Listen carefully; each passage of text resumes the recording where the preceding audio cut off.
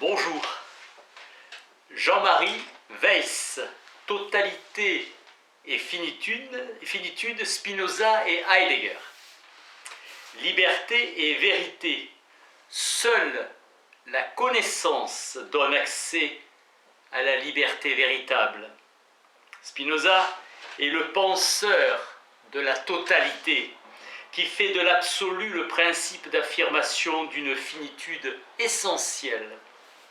Heidegger est le penseur de la finitude ontologique, l'étant seule essence de l'existence finie. Spinoza propose une éthique excédant la logique de la métaphysique. Leurs deux pensées ne sont pas si éloignées qu'elles peuvent sembler. Athéisme, non comme négation de l'existence de Dieu, mais affirmation généralisée comme totalité infinie. Pour les deux philosophes, la question de l'être est la question la plus concrète qui soit, et non un problème spéculatif. La transcendance heideggerienne s'oppose à l'immanence spinoziste. Spinoza veut dire que Dieu est absolument distinct de ses effets et de ses modes. Profonde inspiration, scotiste. À l'instar du Dasein, l'âme est le lieu de l'éclaircie en laquelle l'être se manifeste comme liberté. Ce qui est décisif chez les deux, c'est que la liberté n'est pas liberté humaine d'un sujet, mais liberté de l'être, de sorte qu'il faille libérer la liberté en l'homme. Comme une destruction de la métaphysique se recoupant autour de la question de la finitude essentielle, Spinoza déduit Dieu d'une substance préalablement définie comme infinie. L'éthique part de la substance. Pour construire l'absolu, le Dieu de Descartes déserte la révélation pour entrer en métaphysique. Le Dieu de Spinoza n'est le Dieu d'aucune révélation, le spinozisme part de Dieu. Le bien véritable ne saurait être un absolu transcendant car bon ou mauvais se disent en un sens purement relatif. Hegel dit qu'une philosophie qui affirme que seul Dieu est n'est pas un athéisme. Le spinozisme est un acosmisme. Il inclut le monde. L'idée de Dieu contient la totalité de ce qui peut être effectivement pensé. Ni Spinoza ni Heidegger ne partent de l'homme, mais de l'être, qui ne peut être appréhendé qu'à partir d'un étant existant dans un monde ambiant. La force de l'idée prime sur la vérité, renvoyant à la manière dont le corps est affecté. Le désir se ramène au conatus et la volonté libre est illusoire. L'homme n'est jamais qu'une partie de la nature.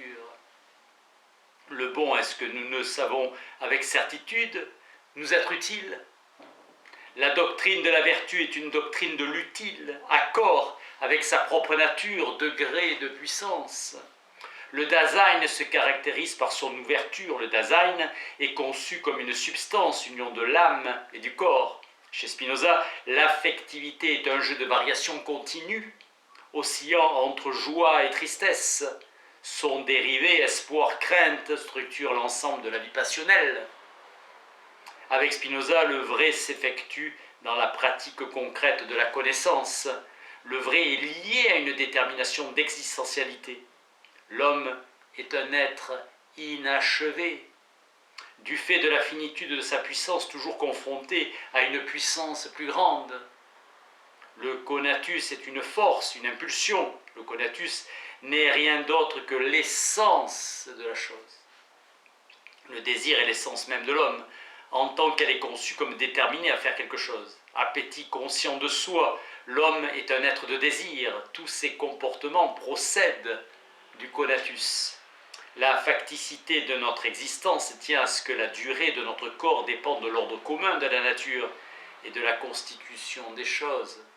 Heidegger répète que la philosophie est le choix d'un certain type d'existence dans la vérité, décision d'existence, expérience de libération de la liberté en l'homme. La tâche singulière de la pensée met en jeu l'essence de la liberté. Spinoza pose le problème de la liberté en termes de causalité. Par essence, Dieu est cause de soi et de toute chose. Dieu ne produit pas ses effets par la liberté de la volonté. Son activité ne consiste pas à produire le monde comme un artisan. Distinguer la causalité immanente comme principe de l'action de la causalité efficiente comme principe de la production ou de l'opération.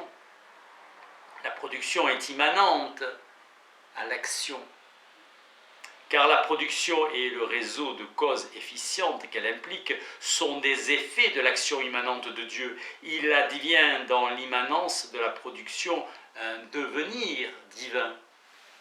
Produire des effets, c'est agir en exprimant sa puissance comme un degré de la puissance divine. Dieu est cause de toute chose au même sens que cause de soi. Remonter de la causalité efficiente vers la causalité immanente. Spinoza parle de concept plutôt que de perception pour indiquer le caractère actif de l'âme. Spinoza récuse d'avance l'antinomie kantienne du déterminisme et de la liberté. Pour éviter une régression à l'infini, il faut trouver une origine conçue comme un être absolument nécessaire, par rapport à quoi toute production est dérivée en remontant du fini vers l'infini, de l'effet vers une cause absolue. Spinoza rejette cette démarche régressive. Dieu ne peut être dit cause première qu'au sens où la substance est par nature antérieure à ses affections. L'infinité de la substance n'est que son rapport exclusif à soi, incluant toute chose. La doctrine de l'immanence suppose une théorie de la puissance. Seule la connaissance vraie donne accès à la liberté véritable. La liberté est ce qui se libère en l'homme. Être, c'est avoir à être tout en étant déjà. La liberté est une manière d'exister. La vérité n'est pas une simple affaire théorique, mais un mode d'exister dont l'autre nom est la philosophie. La liberté est comprise à partir du Dasein comme être au monde, dépassement s'effectuant vers le monde. Heidegger précise que la liberté est ce qui par son essence projette en ébauchant. La liberté est la transcendance s'effectuant vers le monde comme un but. La liberté se révèle comme ce qui rend possible à la fois d'imposer et de subir une obligation, un déploiement de l'existence authentique. La liberté est l'origine de tout fondement. Si nous ne sommes pas maîtres de notre existence, nous ne sommes pas non plus maîtres de notre liberté. La vérité est dévoilement, la liberté est exposition à l'ouverture. L'errance est un autre nom pour la facticité déchue qui désigne la contre-essence de l'essence de la vérité. L'erreur est d'abord errance. Le fil conducteur de Heidegger est la question de l'essence de la vérité. Chez Spinoza, l'unique prend le nom de Dieu. L'éthique est une ontologie qui repose sur une pensée de la vérité de l'être. Heidegger appelle l'oubli de l'être cette déchéance au profit de l'étant. Toute impuissance est l'expression dégradée d'une puissance. La libération se joue dans l'immanence de la servitude. Spinoza dissocie la production de la création en comprenant l'activité divine comme une libre nécessité. Spinoza transfère à l'homme le savoir intuitif que la tradition réservait à Dieu. L'inachèvement du Dasein permet de le définir comme fini, aussi longtemps qu'il est le Dasein à être, et n'a pas atteint sa totalité. Et la finitude est incommensurable à la totalité. Heidegger rejoint Spinoza affirmant que celui qui se donne à la mort le fait toujours sans l'effet de cause extérieure, sous l'effet de cause extérieure. La liberté est prolongement de la servitude. Spinoza élabore un chemin de la libération. L'homme libre vit par-delà le bien et le mal, lorsqu'il est conduit par la raison adéquate. L'existence est d'abord affirmation de l'essence. L'homme qui est dirigé par la raison est plus libre dans la cité que dans la solitude, où il n'obéit qu'à lui-même. L'homme est foncièrement être au monde dans un monde commun. Le sage continue à être exposé aux risques de la servitude qui ne peuvent jamais être totalement supprimés. La rationalité est une métamorphose de l'ordre désirant. l'âme humaine à la connaissance adéquate de l'essence éternelle et infinie de Dieu. Le langage est l'opérateur de la réification de l'absolu, car il dépend des procédés de l'imagination. L'amour est une joie, ainsi les hommes s'emploieront à faire ce qui peut rendre les amitiés plus solides. Seul l'amour intellectuel est éternel, car il n'est plus passionnel. Spinoza affirme que Dieu s'aime lui-même d'un amour intellectuel infini. Salut comme béatitude et liberté. Avec Spinoza, l'affirmation de la puissance du corps est condition de possibilité de l'éternité. L'affirmation de la puissance infinie de pensée est affirmation de soi en une béatitude qui est liberté. L'infinité n'est que la liberté comme mouvement d'advenu de la totalité dans la finitude. La liberté est notre ouverture au monde. Spinoza n'a que mépris pour Platon et Aristote et n'accorde d'intérêt majeur qu'aux atomistes et épicuriens. Aristote n'a pas vu que la pensée pouvait s'autodéterminer par ses propres lois, que la cause d'une idée n'est pas un universel abstrait, mais notre propre puissance de comprendre. L'interprétation de l'écriture doit être immanente. Moïse a cru que Dieu était un feu, ce mot signifiant aussi colère et jalousie. Le nom divin par excellence s'écrit sous la forme YHWH, les voyelles ayant été ajoutées par les rabbins. La Kabbale affirme que l'étendue est le processus par lequel l'infini, en se dégradant, aboutit à la pensée et à la matière. Le Dieu biblique est caché et inconnaissable. Le représenter, c'est sombrer dans l'anthropomorphisme.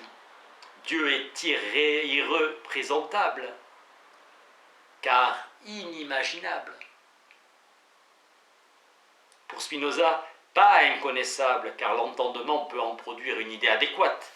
Dieu n'est point tant caché dans le monde que replié sur soi, afin que le monde soit le Dieu qui se manifeste, supposant un Dieu qui se retire. L'absolu ne peut se manifester qu'en se distinguant de ses formes de phénoménalisation. On peut dire avec Paul que toutes choses sont et se meuvent en Dieu. Spinoza reprend les traditions grecques, juives et chrétiennes pour les unifier en sa doctrine de l'immanence où Dieu n'est pas l'un ineffable, mais l'infini des attributs selon une unicité parfaitement intelligible. C'est au niveau de l'absolu que la question du multiple doit être posée et résolue. Spinoza refuse de faire de Dieu un pur esprit, lui attribuant l'étendue. Formule d'Heidegger, on ne quitte pas la métaphysique comme on quitte une pièce. Pour Heidegger, la compréhension fonde l'interprétation comme explicitation de la situation propre au comprendre par élucidation de ses présuppositions. Le sens n'est pas donné, mais produit. L'herméneutique est centrale pour Heidegger qui conçoit la question ontologique à partir d'une herméneutique de la facticité. L'herméneutique n'est plus l'interprétation elle-même, mais le discours des conditions de possibilité de l'interprétation, mode dérivé du comprendre et de l'explication. Dans l'interprétation des textes, il faut considérer les parties eu égard à un tout plus vaste. Un texte ne fait jamais sens en lui-même. Le sens est inscrit dans un plan d'immanence. L'écriture n'a rien à voir avec la raison. Il ne faut ni rationaliser l'écriture, ni soumettre la raison à l'écriture. Retenir de l'écriture que l'aspect de la prescription morale. Moïse, Salomon et Paul n'ont pas eu la connaissance de la nature de Dieu. Christ est le sage par excellence. L'analogon de l'entendement infini, comprenant les commandements divins comme des vérités éternelles. La situation historique du Christ est celle d'un sage s'adressant à des ignorants. Rupture radicale et avènement d'une religion universelle fondée sur l'amour et non sur des lois statutaires. Le christianisme est une transformation du judaïsme liée à la conjonction de la décomposition de la religion juive et de l'impérialisme romain. Moïse a politisé le sacré et sacralisé le politique, célébration du culte et de l'obéissance aux lois. Rome fit reposer le pouvoir sur un mortel, Spinoza pense l'histoire à partir des Hébreux. L'impérialisme romain a rendu possible un État mondial permettant l'universalisation du judaïsme sous la forme du christianisme. Il ne s'agit plus de diviniser une communauté, mais l'humanité en général. Le Christ n'enseigne pas une doctrine philosophique et s'adresse à des ignorants, parlant par métaphore et présentant la loi divine comme un commandement d'amour. Il présente la vie éternelle comme résurrection de la chair. Le seul commandement de Dieu est l'amour du prochain. Dieu aime les hommes en l'aimant. J'aime aussi les hommes. Heidegger reconduit la métaphysique à une histoire de l'être, alors que Spinoza la prend dans l'état où il la trouve pour la métamorphoser en éthique. Le Dieu de Spinoza n'est caché qu'à être partout et qui nous est invisible, car nous en sommes une partie. La substance est sans pourquoi, elle est parce qu'elle est dans le jeu de sa suisse causalité, sans pourquoi, de son infinité, parce que, et de son éternité, durée. La substance spinoziste et l'Anversenheit heideggerienne disent finalement la même chose. Être signifie habiter. Le monde est le séjour de l'éthique et pensable à partir du phénomène du monde. Pour la philosophie grecque, la question était la détermination du souverain bien comme ce qui rend la vie digne d'être vécue. Le conatus est l'ouverture de l'être au monde. L'éthos est autant un habité qu'une conduite, une manière d'exister ordonnée à la vérité de l'être, qui est immanence de ce fond abyssal auquel tout exister doit s'arracher et à partir duquel il trouve sa tenue. Merci.